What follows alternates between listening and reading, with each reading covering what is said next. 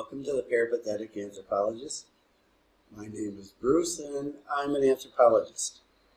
Today's video is the first of a three-part series on Singaraja, the city of Singaraja, the capital of Bali Regency.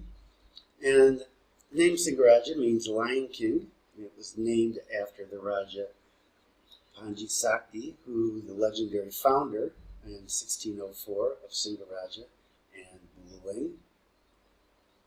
The population is approximately 100,000, and during the Dutch colonial period, it was the capital of Bali and the Lesser Sunda Islands.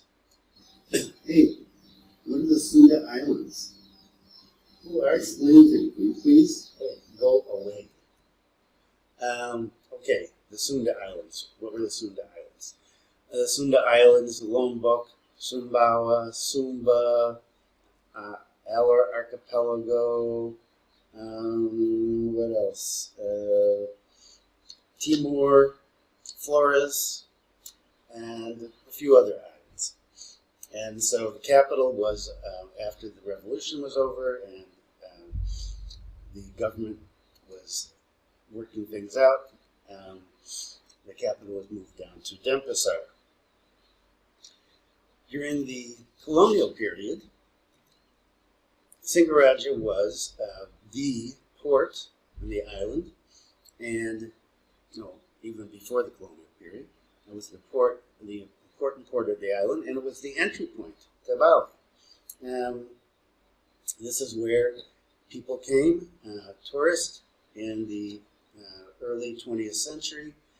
There's a couple of really cool books written on this, early travel books, and when you read them, it sounds just like Singaraja is today. Well, pretty much like it. There's a few things, like the harbor is no longer a harbor, it's called the ex-harbor, Buluang. Now it's kind of a place for people to meet, have ceremonies, there's kids' activities, there's a lot of things that go on here. But no ships, other than occasionally some tourist sailing ships show up, and there's some relatively small ships that come in from mostly Madura to trade, sell some things, buy some things, and go back. So Singaraja's history is the most important part of the island, and it's largely responsible for the multi-ethnic nature of the city. This was always a center of activity for Bugis sea traders who came in on ships, well, not quite like this. You live in Cancun? Back again? What about it? Yes, I'm talking about it. Go away. So the Bugis traders came in, and they were traders. Some people thought they were pirates. Some of them were pirates. And they settled in this neighborhood that I live right now. This is it, Kampung Bugis. And why were they able to settle here? Well, they brought in some cool things for the Raja, like slaves, opium, weapons, and he gave them this land, and they settled here, and they've been here ever since. Well, we don't really have any Bugis anymore. We've got one house from the Bugis period, but it's been changed so much that you can't really tell that it was a traditional Bugis house built up on stilts. So, because this was the port, Singaraja is pretty much the most multi-ethnic city in Bali, with the exception of Denpasar. We have Muslims, and Did you forget something? Yes. You always forget stuff. I know exactly what I'm doing. I'm not forgetting anything. Go away. Hey, tell me. This isn't always working right. Bye. So, as I was saying, we have mosque, we have Hindu temples. This is right down the street from my house. We have Chinese temples, and we have Christian churches spaced throughout the city. of a variety of denominations of Christianity. So this multi-ethnic city has undergone some transformations, but unlike other parts of Bali, Ubud, Seminyak, Kuta, Legian, places like that have undergone radical transformations, Singaraja is still undecided about tradition and modernity. They want to hold on to the past, but they want to get into the future, into the present actually, and into the future eventually. And that's, I mentioned a little of that in my first two videos with the airport, but we'll leave the airport out of today's video. And so there's this tension about tradition and modernity. Where do you go? What do you do? So you can see in this image that this is pretty much symbolic of what's happened up here. Up in the top you have our famous statue, the Indonesian hero pointing out to the sea, recalling the great events of the past, the proud history of Indonesia, and destruction of part of the old harbor. This was to build the seawall, and the seawall is, well, don't get me started on the seawall. Let's say it was supposed to be originally a tourist road that was going to go around the island. Well, never happened, but we have a seawall. We lost all of our trees. We lost the beach. Now we just have the seawall, the sea right up against it. So, when you look back over the last 30 years, when I look back over the last 30 years, the past seemed easier, slower, a little more strange for a foreigner just coming. We had goats wandering around our neighborhood still. You can see my oldest daughter here. She'll hate this when she sees this, her little bald head, playing with the neighborhood goat. And it was common back in those days to see people bicycling around the city. This is a goat man. He's out to get some feed. Back when I first came here, bicycles were seen everywhere. Now when you see bicycles, they're mostly people out for sporting activities, exercise. So we've moved into modernity in some of the unfortunate ways. We have morning rush hour, not like you get in the South, but it's our morning rush hour. It slows you down for maybe 5 minutes. So one thing about modernity that we don't want, that I don't like, but we have things like mini markets. Mini markets everywhere in Singaraja, and I have to admit, I was not real fond of them when they first came, but they've become a hangout for my granddaughter and I. We can buy ice cream, a variety of different things, milk, toys, chocolate, and there are mini markets everywhere in Singaraja now, just like there are in most cities in Bali. We have the variety, Indomart, Mini Mart, fried chicken places. But with all of this move to modernity, well, this slow move to modernity, the traditions are still here, still celebrated. Chinese New Year, all the pomp, the pageantry of this island that it's so well known for. Besides those people who show up here to be digital nomads or yoga masters. We have the Chinese New Year's right down the street from our house, and as well, Hindus are back again. Chill, I'm talking, okay? We've got the anniversary of the founding of Singaraja. Okay, now, this is pretty interesting. So, Yeah. Wait. So, great. This is back in 2008. I haven't been to founding ceremony since then, unfortunately. But yeah, watch this.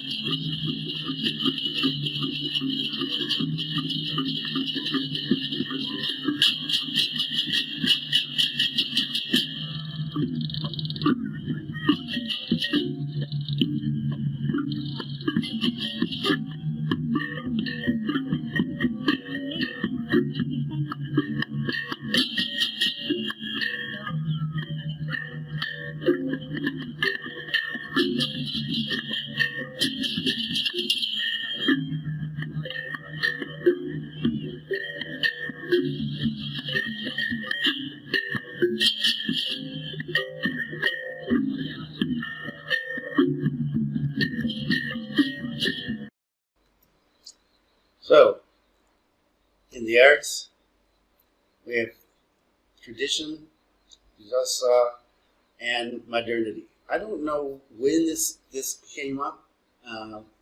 This got painted, and I never saw it until it was done. But it's pretty cool. And so we have modern art forms, street art. This is right down by the harbor. This is by one of the local hospitals. I would love to know who painted this. Maybe someday I'll be able to find out. But not just in arts, but in architecture as well, you find the tension between tradition and modernity. This is one of the old colonial houses. There's not many left these days. They're disappearing, unfortunately, around the city. This is a small, very modest house. In addition to the old colonial houses, we have the old warehouses. This one is being used now for wallet. They're birds that they make these nests that are sold for Chinese soup, egg drop soup, bird nest soup. And in architecture, here is the neoclassical kind of monstrosities. Well, it's a nice place. I would probably like living there, but it kind of sticks out, and it's a little bit ostentatious. So we have new architecture from our wealthier citizens, as well as what I call our strip malls. This used to be some old buildings from back the colonial period, torn down and put here. There's some commercial activity that goes on there. Nothing for me. I think there's a little bank that I don't use, and maybe an insurance company. I never pay much attention to it, to tell you the truth. And it's, well, I find it kind of an eyesore. It looks like something I would see in Concord, California. This used to be, until just last month, a great old, large colonial era building. The bank took it over, I think, and tore down the building, and here we are. They're in the process of construction right now. I'm not sure what's going to be here, but it looks big. I'm guessing some commercial enterprise. It's too bad. That was a beautiful building. And in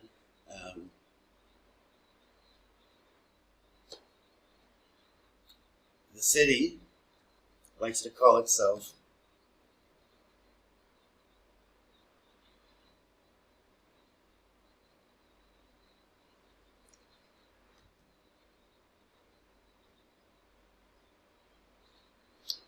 the city likes to call itself the city of education. This is one of the universities, and there are a lot of students here. None of the students are my children, who, for whatever reason, have decided to go to school in other places, maybe to get away from me and mom. Who knows? But what attracted me to Singaraja wasn't the city of education. It was this feeling I had that it was a working class city. People were on the move, but in a very traditional, very relaxed manner. People take their time. You have the BMOs, that blue vehicle there, out in the morning trolling the streets for passengers. And I've had some family members who were BMOs. What about the Beatles? I'm talking about the BMOs. I really know. Just relax, okay? You find them in Bali? Yeah, go. Yeah, there are some places. I've never seen a BMO down in Ubud. So some places there's no BMOs anymore. Singaraja, we have plenty of BMOs. And they're out in the morning. Shops open up, Jalan Erlangga. A lot of building supply stores here, electrical stores. 8:30 in the morning. Everybody's up, getting ready to start their day. And what you find is that even though people are moving, and here we have a schoolgirl and her mom doing the shopping for the morning, but they take time out to chat with a neighbor. No hurries, no worries. That's what I love about this city. And early in the morning, you'll find down at the market, packed entrepreneurs. We've got foreign entrepreneurs down in Canggu, Ubud, Seminyak, coming up with ways they're going to conquer the world financially. Here's a local entrepreneur. What's he selling? He's got Benson. Benson is gasoline, petrol. Jual Tuak, some local booze, and in addition, he'll fix your motorbike as well. So he's out working hard, trying to make an honest buck. Well, an honest rupiah. The market, we have issues these days with plastic. Go to the market. You want to get your chickens without plastic? This is as fresh as you can get. This lady's out in the morning, selling your chicken. Boy, those look good. Along with bananas, some oranges, and in the back is salak, I think. She's an interesting character. And if you take a walk down some of the main streets, you'll see guys preparing satay for a morning meal, snacks for kids, take to school. And in addition to taking these and kind of traveling and selling them, he sells some from his shop here. I see him often in the morning. So it's this, what I'm talking about, Carrefour. Here's Carrefour. So here's Modernity, right? Here's popped up with a Carrefour, Hardy's Mall. What do you have to say? Okay. We have Carrefour. I was really against it. We came here. No, you weren't. Yes, I was. You weren't. I even sent stuff online. Got into arguments about it. I did. You shop at Carrefour all the I time, remember. and I remember everything. Okay. Okay. Okay. I have to agree with you. Yeah, I think somebody's calling In you. the background there. I think it's the Azan. Bye. Can I go on, please? Thank you.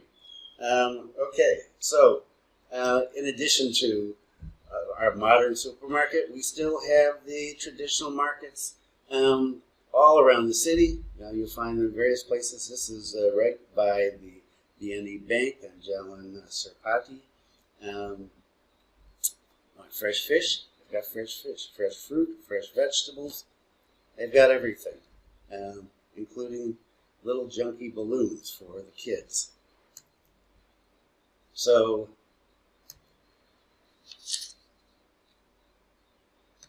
what do I do these days? I'm kind of like my friend here. I look out on the ocean from my balcony, thinking about the past, the present, the future, trying to reconcile the three. How much are things going to change? How am I going to adapt to that? What's life going to be like for my kids when they get to be older?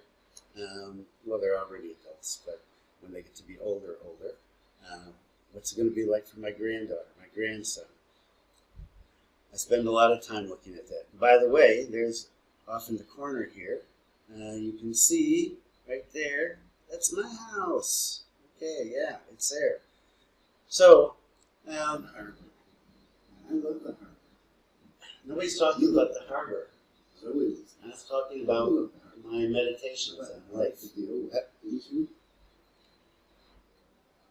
Okay. It's the sunset. It is the sunset. Thank you. Next time. See you. You don't do too much work. Yes. Right? Yes. Okay. Bye. Okay. And that's it. Thanks for stopping by.